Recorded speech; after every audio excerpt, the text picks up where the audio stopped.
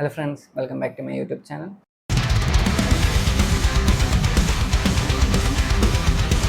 അപ്പം ഞാനും ഗോട്ട് എന്ന് പറയുന്ന സിനിമ കണ്ടു, the greatest of all time.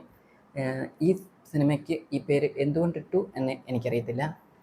ഇതിന് ആരണ്ടൊക്കെ പറയുന്ന കേട്ടായിരുന്നു, ഇതിനാദ്യം ഗോട്ടെന്ന് അല്ല, അതായത് ഗാന്ധി എന്നാണ് പേരിടാൻ പോയത്. പിന്നെ എങ്ങനെയോ ഗ്രേറ്റസ്റ്റ് ഓഫ് ഓൾ ടൈം എന്ന് ആക്കിയതാണെന്ന്. ഗാന്ധി എന്നിട്ടായിരുന്നെങ്കിലും വേണ്ടിയില്ലായിരുന്നു. ഗ്രേറ്റസ്റ്റ് ഓഫ് ഓൾ ടൈം എന്തിനിട്ടെന്നോ അറിയില്ല. ഇതിപ്പം ഒരുമാതിരി പേരിനോട് ഒട്ടും ചേരാത്തൊരു സിനിമയാണ് ഇപ്പോൾ ഇതിലെടുത്ത് വെച്ചിരിക്കുന്നത് എന്ന് എനിക്ക് തോന്നിയതാണ്. അപ്പം സിനിമ എങ്ങനെയുണ്ടെന്ന് ചോദിച്ചാൽ, ഫസ്റ്റ് ഹാഫിനെ കുറിച്ച് പറയുവാണെങ്കിൽ അത് ഒരു കോമഡി ട്രാക്കും എല്ലാം അതിനകത്തുണ്ട്. കോമഡിയും ആക്ഷനും ഇമോഷനും എല്ലാം അതിനകത്തുണ്ട്. ഫസ്റ്റ് ഹാഫ് കണ്ടിരിക്കുക ഒരു ആവറേജ് സാധനം, ആവറേജായിട്ട് കൊണ്ടുപോയി. അതിനകത്ത് കോമഡിയൊക്കെ ആണെങ്കിലും കൂടുതലും കണക്റ്റ് ആവുന്ന സാധനങ്ങളൊക്കെ ആയിരുന്നു. അതുകൊണ്ട് കണ്ടിരിക്കാനൊരു രസമുണ്ടായിരുന്നു ഫസ്റ്റ് ഹാഫ്. എന്നാലും തിയേറ്ററിൽ ഇരുന്ന സമയത്ത് ഞാനും ആലോചിച്ചു, എന്തുകൊണ്ട് ഇതിന് ഇൻ്റർവെൽ വരുന്നില്ല എന്ന് ഞാൻ കുറേ ആലോചിച്ചായിരുന്നു. കാരണം അത്യാവശ്യം നല്ല ലാഗും വരുന്നുണ്ട്. എന്നിരുന്നാലും പക്ഷേ കണ്ടിരിക്കാം ഫസ്റ്റ് ഹാഫ്. പിന്നെ ഇൻ്റർവെല്ലായി സെക്കൻഡ് ഹാഫിലോട്ട് തുടങ്ങി. സെക്കൻഡ് ഹാഫ് തുടങ്ങിയൊരു 5 മിനിറ്റ് വലിയ കുഴപ്പമില്ലായിരുന്നു. പിന്നെ അങ്ങോട്ട് ഫുൾ ലാഗായിരുന്നു. അതായത് നല്ല രീതിയിലല്ല, ആവറേജിൽ പൊയ്ക്കൊണ്ടിരുന്നൊരു സാധനത്തിനെ ബിലോ ആവറേജിലോട്ട് അവർ കൊണ്ടാക്കിയിട്ടുണ്ട്.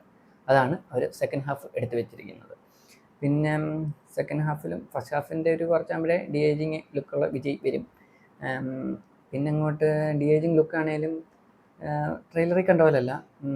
സിനിമ കാണുമ്പം അത്ര ബോറായിട്ടൊന്നും തോന്നുന്നില്ല. ഡി ഏജിങ് ലുക്കിലൊക്കെ എന്ന് വെച്ചാൽ വലിയ കുഴപ്പമില്ലാതെ കണ്ടിരിക്കാവുന്ന ഇതുണ്ട്.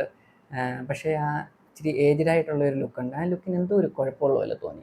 ആ താടിയും മീശയും ആ ഏജ്ഡ് ലുക്കിന് എന്തോ ഒരു കുഴപ്പമുള്ള പോലെ തോന്നി. അത് മറ്റേ ലുക്കിനൊന്നും വലിയ കുഴപ്പമൊന്നുമില്ല. പിന്നെ ഇതിനകത്തെ ആക്ഷൻ സീൻസിൻ്റെ ഒക്കെ കാര്യം പറയുകയാണെങ്കിൽ അത്ര ഭയങ്കര മികച്ച ആക്ഷൻ സീൻസ് എന്നൊന്നും ഇല്ലെങ്കിലും വേണേ കണ്ടിരിക്കാം. എന്ന് വെച്ചാൽ വലിയ ഗുണമൊന്നുമില്ല എന്നുള്ള രീതിയിലാണ് എടുത്തു വച്ചിരിക്കുന്നത്. പിന്നെ ഇതിനകത്ത് പിന്നെ ആ വിസിൽ പോഡ് പാട്ട്, ആ പാട്ട് അത്യാവശ്യം നല്ല രീതിയിലാണ് അതൊരു പ്ലേസ് ചെയ്തേക്കുന്നതും. പിന്നെ തിയേറ്ററിൽ കണ്ടപ്പോൾ അത് കുറച്ചുകൂടെ നല്ല രീതിയിൽ എനിക്ക് ഇഷ്ടപ്പെട്ടായിരുന്നു. പക്ഷേ സ്പാർക്ക് എന്ന് പറയുന്ന ആ സോങ് ഒരുമാതിരി നല്ല സീരിയസ് സിറ്റുവേഷനിലോട്ട് പടം പൊക്കോണ്ടിരിക്കുമ്പം അതിന് ഇടയ്ക്ക് ഈ സോങ് ഇട്ടാണ്. അപ്പം അതൊരു ബോറായിട്ട് തന്നെ എനിക്ക് തോന്നിയത്. പിന്നെ സ്പാർക്ക് സോങ് എന്ന് വെച്ചാൽ വലിയ ഇഷ്ടം കൂടുതൽ വരാനോ കുറവ് വരാനോ ഒന്നുമില്ല.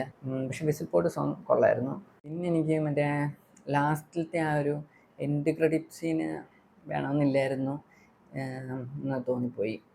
പിന്നെ സെക്കൻഡ് ഹാഫിലൊക്കെ നല്ല രീതിയിൽ ലാഗടിച്ചിട്ടുണ്ട്.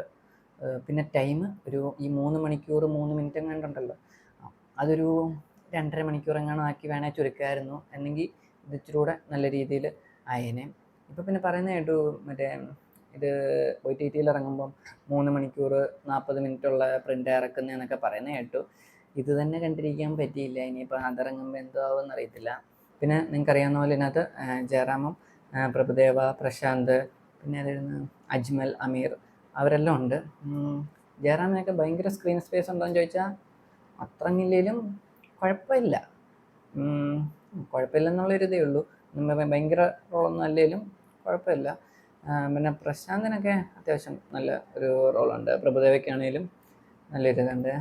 പിന്നെ അതിനകത്ത് കുറേ ക്യാമിയോ റോൾസൊക്കെ വരുന്നുണ്ട് ഈ ഗോഡ് സിനിമയിൽ. അതൊക്കെ അത്യാവശ്യം നല്ലതായിരുന്നു. പിന്നെ മറ്റേ മാട്ട എന്ന് പറയുന്നൊരു സോങ് ഉണ്ടായിരുന്നു. ആ സോങ് കൊള്ളായിരുന്നു. അതും വലിയ കുഴപ്പമില്ലായിരുന്നു. തിയേറ്ററിൽ കുറച്ചേരൊക്കെ അവിടെ അലക്കുന്നതൊക്കെ ഉണ്ടായിരുന്നു. അപ്പം ഇത്രയേ ഉള്ളൂ. അതായത് ഫസ്റ്റ് ഹാഫിൽ ഞാൻ പോയ തിയേറ്ററിലാണെങ്കിൽ ആകെ ഞങ്ങളൊരു 5-6 പേരും പിന്നെ അതൊരു 10-25-30 പേരും കൂടെ ഉള്ളായിരുന്നു. അതിൽ ഫസ്റ്റ് ഹാഫിൽ ചിലരൊക്കെ ചിരിക്കുന്ന സൗണ്ടൊക്കെ കേട്ടായിരുന്നു. സെക്കൻഡ് ഹാഫിൽ എൻ്റെ അടുത്തിരുന്നവർ തന്നെ ഉറങ്ങുന്നതായിട്ട് ഞാൻ കണ്ടായിരുന്നു. ആ ഒരു സിറ്റുവേഷനായിരുന്നു സെക്കൻഡ് ഹാഫ്. അപ്പോൾ തന്നെ നിങ്ങൾക്ക് ഏകദേശം ഊഹിക്കാമല്ലോ. പിന്നെ ഈ പടം എന്തായാലും വിജയിക്കും, അത് ഉറപ്പാണ്. പക്ഷേ കേരളത്തിൽ പൊട്ടും, അത് ഉറപ്പായി. എനിക്ക് കണ്ടിട്ട് തോന്നിയത് ആവറേജിലും ബിലോ ആവറേജിനും ഇടയ്ക്കായിട്ട്. എന്നുവെച്ചാൽ ആവറേജ് പോയ സാധനം ബിലോ ആവറേജ് ഉണ്ടാക്കിയല്ലോ. അപ്പം ആ ഒരു ഫീലേ വന്നുള്ളൂ. അല്ലാതെ ഭയങ്കര നല്ല മൂവിയാണെന്നൊന്നും എനിക്ക് തോന്നിയില്ല. ഒട്ടും ചേരാത്തൊരു. പേരും ആണ് സിനിമയ്ക്ക് ഇട്ട് വെച്ചിരിക്കുന്നത്. പിന്നെ നിങ്ങൾ ഈ പടം കണ്ടിട്ടുണ്ടെങ്കിൽ നിങ്ങളുടെ അഭിപ്രായം പറയുക. ഈ പറഞ്ഞതൊക്കെ പടം കണ്ടിട്ട് എനിക്ക് തോന്നിയ കാര്യങ്ങളാണ് പറഞ്ഞത്. ചിലപ്പോൾ നിങ്ങൾക്കൊക്കെ ഇഷ്ടപ്പെട്ടിട്ടുണ്ടായിരിക്കാം, അല്ലെങ്കിൽ ഇഷ്ടപ്പെട്ടിട്ട് ഉണ്ടാകാതിരിക്കാനും ചാൻസ് ഉണ്ട്. അപ്പം ഇത്രയേ ഉള്ളൂ ഇന്നത്തെ വീഡിയോ. പുതിയൊരു വീഡിയോ ആയിട്ട് അടുത്ത കാണാം. Okay, by.